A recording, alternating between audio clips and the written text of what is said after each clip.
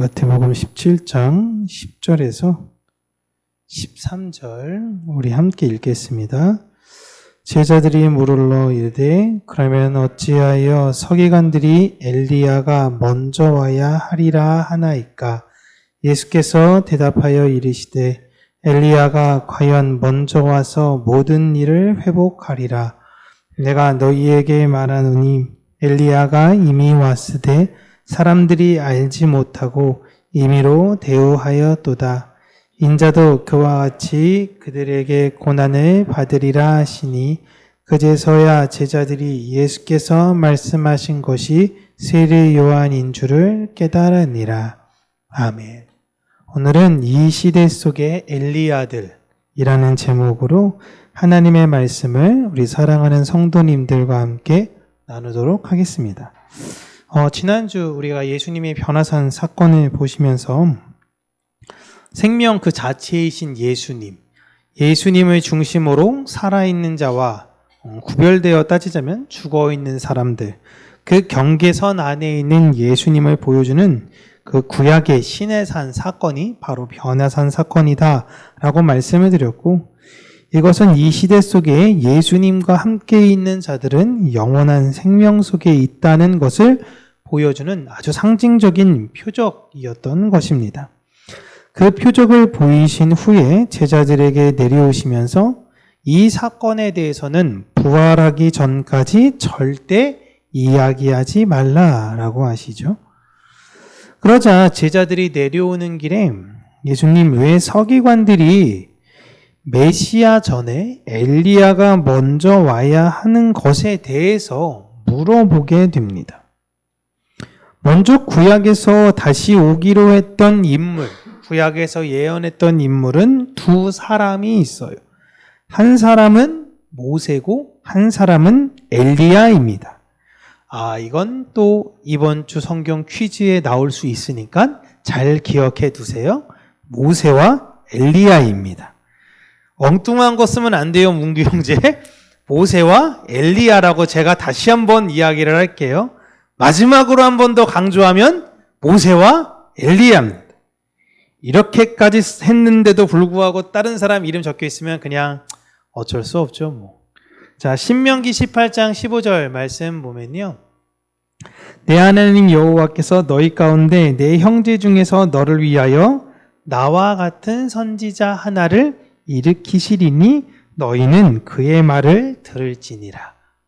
이제 모세가 마지막에 이제 유언과도 같은 신명기 설교를 하면서 나와 같은 선지자 하나가 너희 중에 분명히 나타날 거야 라고 이야기를 하셨어요.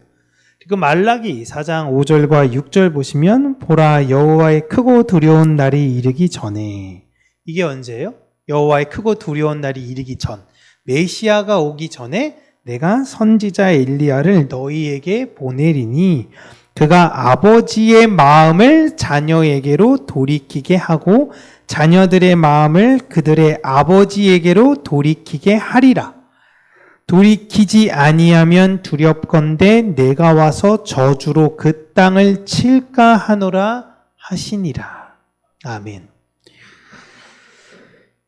이것 때문에 이제 성경학자들, 율법학자들은 앞으로 모세와 엘리야가 다시 오겠구나라고 생각을 합니다.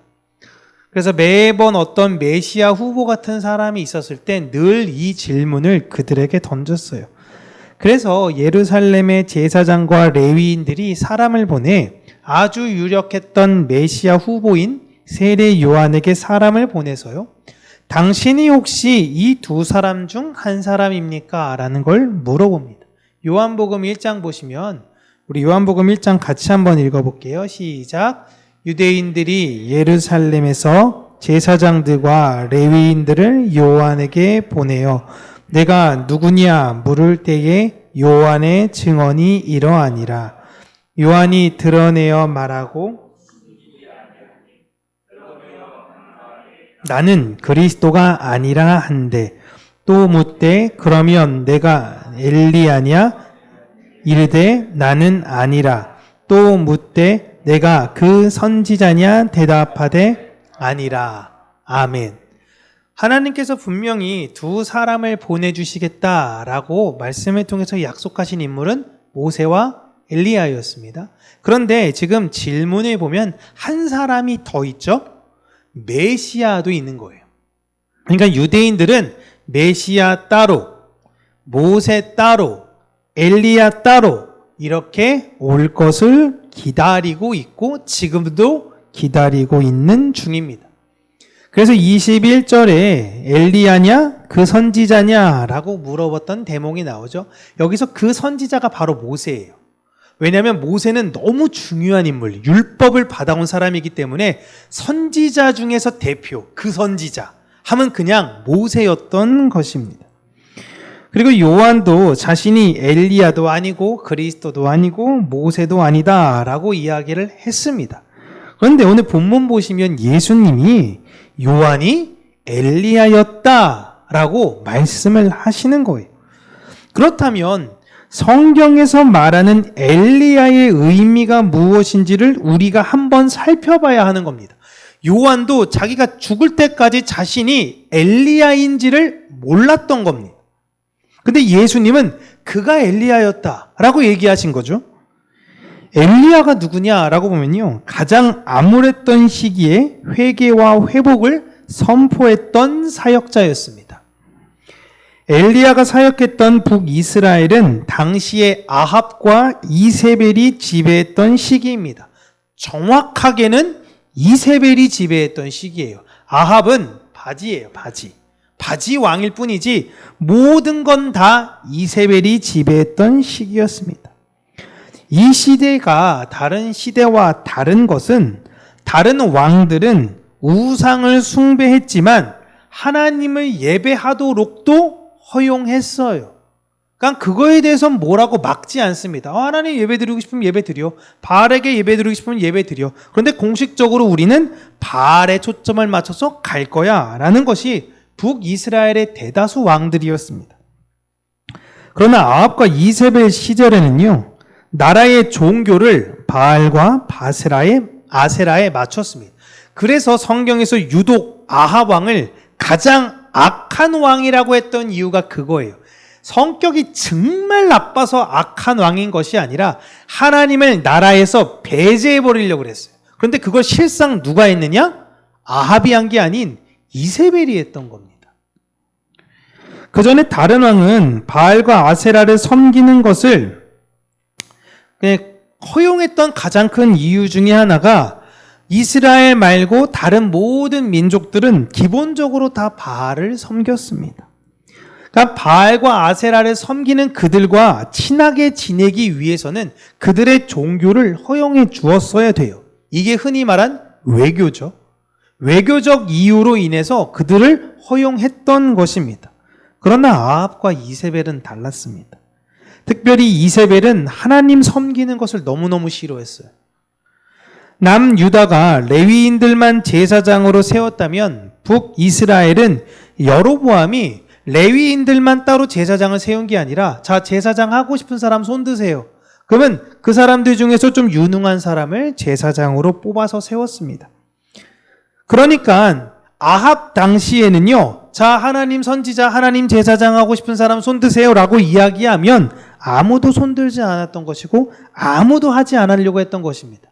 왜냐하면 혜택도 없고 인기도 없고 도리어 하나님의 제사장을 한다고 했다가 핍박만 받을 수 있으니 하나님의 제사장으로 세워진 사람들이 거의 없었던 시기였어요. 그냥 아예 없었던 시기라고 봐도 무방합니다. 그래서 북이스라엘에 여러분 열왕기 상하 내용을 이제 후반부에 보시면요, 하나님의 제사장들이 북이스라엘에는 나와 있지도 않습니다. 다만 선지자들만 존재해요. 하나님이 선지자들을 보내가지고 자꾸만 말씀하게 하십니다. 그런데 그 선지자 중에서도요, 잘못 전했던 사람들은 대부분 죽었어요. 그러니까 목숨 걸고 선지자들이 사역을 해야 했던 시기였습니다. 이런 시기 속에 대표적 선지자가 바로 엘리야였습니다. 당연히 엘리야 주변에는요, 우리 평강교회 이렇게 성도님들이 함께 있는 것처럼 함께할 동역자도 없었습니다. 말씀을 나눌 친구조차 없는 상황이었어요.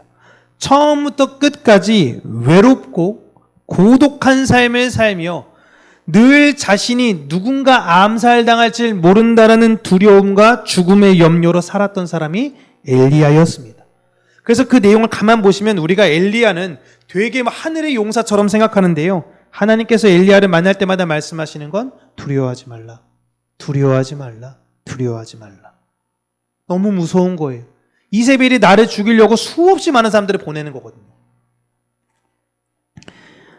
엘리야는 자신의 사역 기간 중에 홀로 일하신 그 하나님의 외로움을 보여줬던 사람입니다. 무너진 갈멜산 제단을 보수하기도 하고 아합을 찾아가 경고를 하며 하나님만을 섬길 것을 외쳤습니다. 그러나 아합을 비롯해서 대다수 모든 사람들이 엘리야의 말을 듣지 않았어요. 어찌 보면 하나님이 이 시대를 멸망시켜 버려도 뭐라고 하지 못할 상황 속에서 엘리야는 하나님의 회복을 바라며 회개를 외치고 그들이 하나님에게로 돌아오기를 소망했던 사람이었습니다. 그리고 이 엘리야의 사역은 엘리사가 이어가게 되었죠. 그리고 엘리사 시절은 엘리야 때의 정반대의 상황이 이뤄집니다. 예후라는 사람에 의해서 모든 종교개혁이 이루어지고 하나님께 돌아갔던 시기였어요. 세례 요한도 엘리야와 같은 시대입니다. 다른 것이 있다면 세례 요한의 시대는 레위인도 있고요. 제사장들도 있습니다. 엘리야보다 어찌 보면 덜 외로울 수도 있죠. 그러나 수많은 종교 지도자들이 있었음에도 하나님의 말씀을 바르게 전하며 회개를 촉구했던 것은 세례 요한 혼자였습니다. 굉장히 딱딱하고 굉장히 고지식하고 그렇게 세례 요한은 평생을 하나님의 공의를 외쳤는데 그 공의를 외치다 죽었어요. 그 세례 요한에 이어 예수님이 사역을 이어가시고 궁극엔 완성하셨죠. 그렇게 요한은 예수님의 사역을 준비했던 엘리야였습니다. 예수님께서 제자들에게 부활하신 후에 자신의 변화된 것을 사람들에게 말하지 말라라고 했던 이유는 예수님 이후로 사역을 너희들이 이어가야 한다는 것. 야고보야, 베드로야, 요한아, 너희들이 그 교회의 사역을 맡아 이어가야 된다라는 것입니다. 너희들이 그 엘리야가 되어서 다시 오게 될 나를 전하며 준비하여야 한다라는 의미예요. 교회는 다시 오실 주님을 예비하는 엘리야들이고 세례 요한들입니다. 아무도 하나님께 반응하지 않는 시대 속에 하나님을 외치며 전하는 자들이 바로 교회예요. 그런 교회를 세상은 끊임없이 무너뜨리려고 합니다.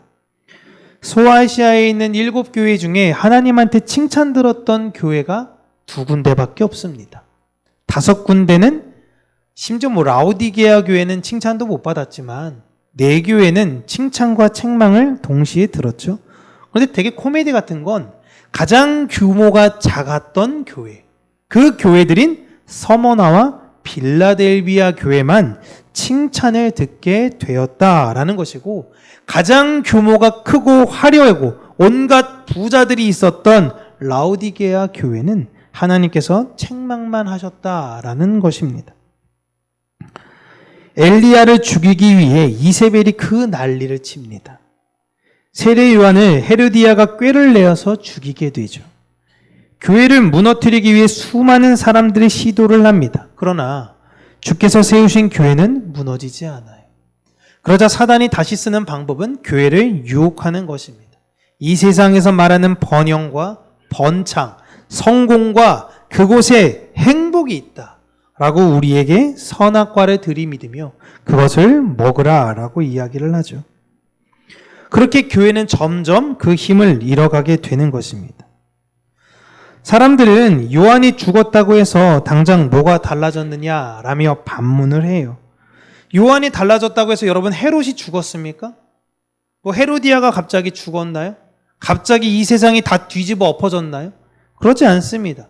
예수님이 돌아가셨다고 해서 세상이 뒤집어졌나요?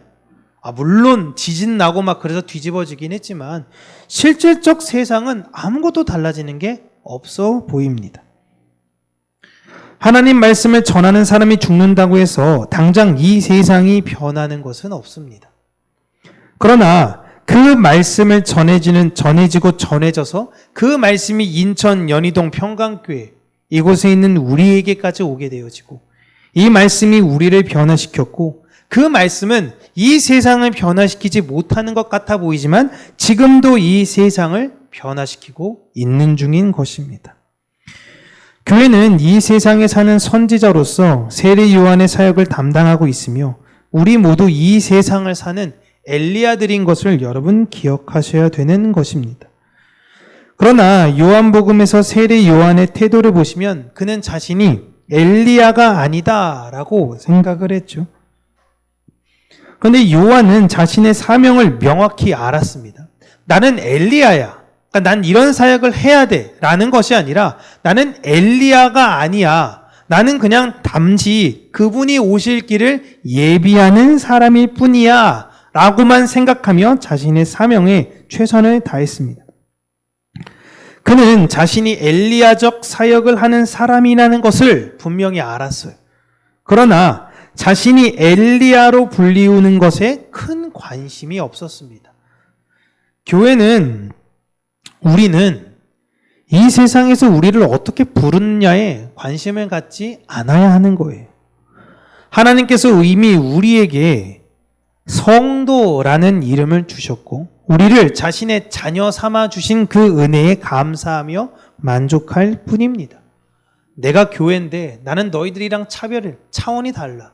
나는 너희들보다 훨씬 더 존귀한 사람이야. 너희들은 지옥 갈 사람들이지만 나는 천국 갈 사람들이야. 이런 착각과 이런 맹신 속에 살아갔던 것이 아니라 내가 설령 누가 어떻게 부르든 상관없이 나는 주께서 다시 오실 그를 예비하면서 살아가는 사람들이야 라는 걸 생각하고 살아가야 되는 것입니다. 우리는 그러한 세례 요한들로 엘리야들로 이 세상을 살아가는 자들이에요. 그러니까 특별하게 막 성경을 보시면 세례 요한처럼 맨날 막 메뚜기랑 석청 먹고 속옷도 안 입고 겉옷 하나만 입고 돌아다니고 막 엘리야도 사실 거의 똑같이 옷 입고 다녔죠. 이렇게 하고 다니라는 것이 아닙니다. 이 시대가 하나님에 대해서 외치지 않고 이 세상에서 행복, 이 세상에서 만족을 이야기할 때에 거기가 진짜 안식과 평안이 아니다라는 것을 외치는 자들이 바로 엘리야인 것입니다. 우리는 그러한 사람들로 살아야 되고요. 다시 오실 주님을 기다리며 그분을 사모하고 소망하며 살아가는 우리 평강교회. 그래서 하나님께서 머지않아 우리 어떤 한 개인을 칭찬하는 것이 아니라 평강교회 너희들, 나를 바라봤던 평강교회, 나를 사모했던 평강교회, 나를 이 세상에서 외쳤던 평강교회라고 어떤 한 사람을 특정 지어가지고 그 사람 때문에 참 그 교회는 좋은 교회가라는 것이 아니라 그 교회는 그 교회 자체로 참으로 옳고 참으로 바르고 참으로 사랑스러운 교회라는 그 소리를 듣게 되기를 주님의 이름으로 축복합니다. 기도하겠습니다. 살아계신 하나님 아버지, 우리가 이 시대를 사는 엘리야로서 다시 오실 주님을 기다리고 준비하고 있는가? 그 신부적 소명과 사명으로 살고 있으며 오직 주의 순결을 지키고자 살아가고 있는가? 다시 한번 생각하며 우리가 이 시대 속에 변화되지 않으실 그 온전한 예수님만을 외치며 진리이신 그분만을 증거하는 엘리야들이 되어지기를 간절히 원합니다.